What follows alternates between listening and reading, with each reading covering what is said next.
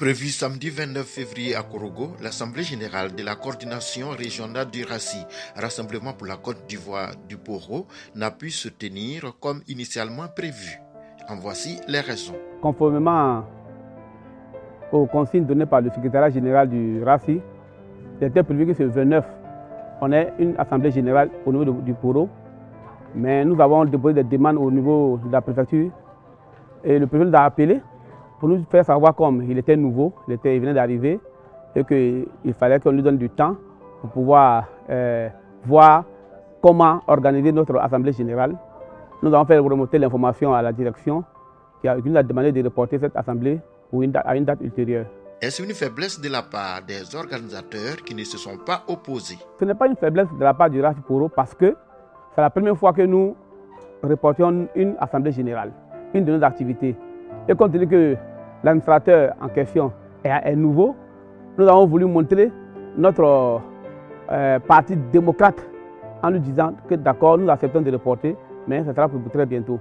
En lieu et place, une réunion d'information dans un cadre restreint pour statuer sur ce report inattendu de l'Assemblée générale qui devrait se pencher sur des adhésions à GPS, Générations des peuples solidaires, pour l'élection de Guillaume Kiwafori Soro à la présidentielle du 31 octobre 2020.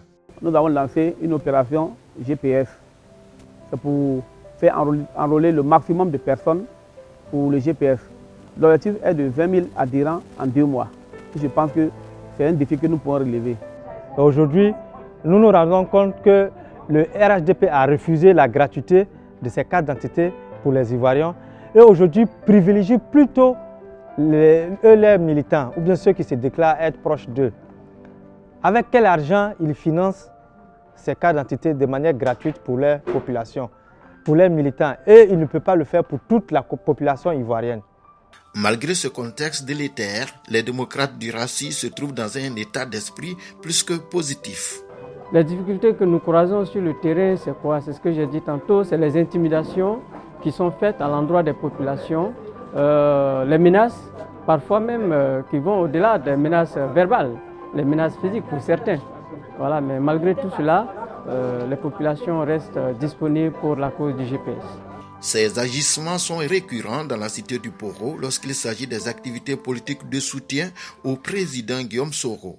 D'ailleurs, le RACI en a déjà payé les frais avec l'assassinat en 2018 du jeune étudiant Soro Cognon sur le lieu où devrait se tenir un meeting.